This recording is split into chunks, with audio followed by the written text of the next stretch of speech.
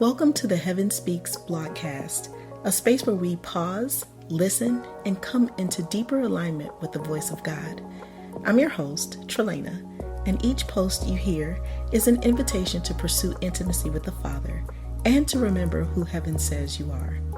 Whether you're walking through stillness, identity, boldness, or growth, these words are shared not just to inform you, but to help you realign, refocus, and rest in truth.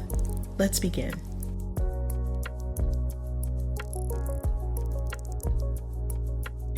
Boldness doesn't always roar. Heaven's perspective on courage and faith. When you think of boldness, what comes to mind? Maybe it's a loud voice, a fearless leader, someone charging forward with fire in their eyes. Or maybe it's the person on stage, the one unafraid to say what no one else will. We tend to associate boldness with volume, visibility, and velocity. But what if heaven sees it differently? What if boldness isn't always loud? What if it isn't always public? What if the boldest thing you could do is obey in stillness? Boldness isn't a personality trait. It's a spiritual posture, and it starts long before anyone sees the results. The misdefinition of boldness. In both culture and church circles, boldness is often misunderstood. We celebrate the passionate ones, the firebrands, the loud leaders, the charismatic communicators. And there's beauty in that expression, but many people quietly wonder, am I bold enough? Especially those who are soft-spoken, reflective, or led by compassion. They assume their gentleness disqualifies them from spiritual courage. But heaven doesn't define boldness by how loud you are. It defines boldness by how aligned you are. I don't have to raise my voice to take up space. Heaven speaks. In the kingdom, boldness is simply this: obedience in the face of resistance.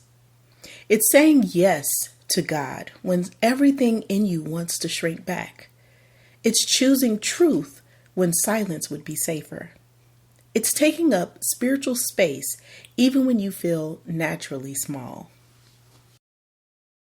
Boldness is obedience.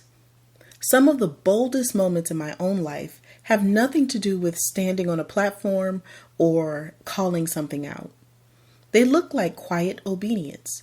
Writing something I didn't really feel ready to share, or saying no when it would have been easier to go along. Setting boundaries that felt risky. Trusting God's timing when everything in me wanted to force the outcome. And heaven honored every one of those moments as courage. One of the clearest pictures of this is found in Esther. We often think of her boldness as the moment she went before the king uninvited. And yes, that act was brave, but her boldness didn't begin there. It began in how she waited, in how she fasted, and how she hid her identity until the right time, and how she listened, observed, and responded to divine timing rather than impulse. Esther's boldness was a pattern, not a performance. She aligned her heart with heaven in private long before she made a public move. And that's where true boldness is born, not in the spotlight, but in the secret place. If I perish, she says in Esther 4:16. These words weren't dramatic. They were surrendered, and that's what made them powerful. The boldness of stillness. There's a kind of passion that burns loud, and then there's the kind that burns deep. It's still, it's focused, and it's steady. Some people shift atmospheres with thunder. Others do it with silence that carries weight. Heaven recognizes both. Boldness is not the absence of fear. It's the presence of trust. And sometimes the boldest thing you can do is remain unmoved in the middle of pressure, not flinching, not defending, just being where God told you to be. If you've ever felt like your fire didn't look like someone else's, good. It's not supposed to. Your obedience carries boldness. Your softness carries strength. Your quiet yes echoes in heaven just as loud as a shout. So now let's reflect and activate. What if your boldest act isn't what the world applauds, but what only heaven sees? This week, ask yourself, where is God asking me to be courageous in small, hidden ways?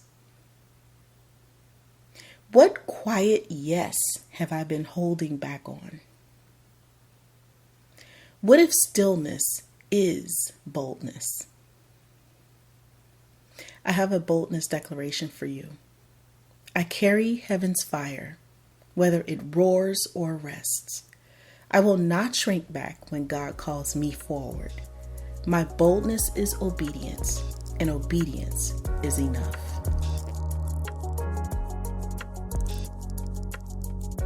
If today's post resonated with your spirit, I invite you to revisit it on the blog at heavenspeaks.co. Share it with someone you love, or meditate on the declaration that follows. Heaven is still speaking, and we are learning to listen. Be sure to explore our prophetic declaration cards and other kingdom tools available for kingdom citizens, designed to help you walk in peace, presence, and divine identity every single day. Until next time, may you stay anchored in truth, surrounded by peace, and aligned with what heaven is saying about you.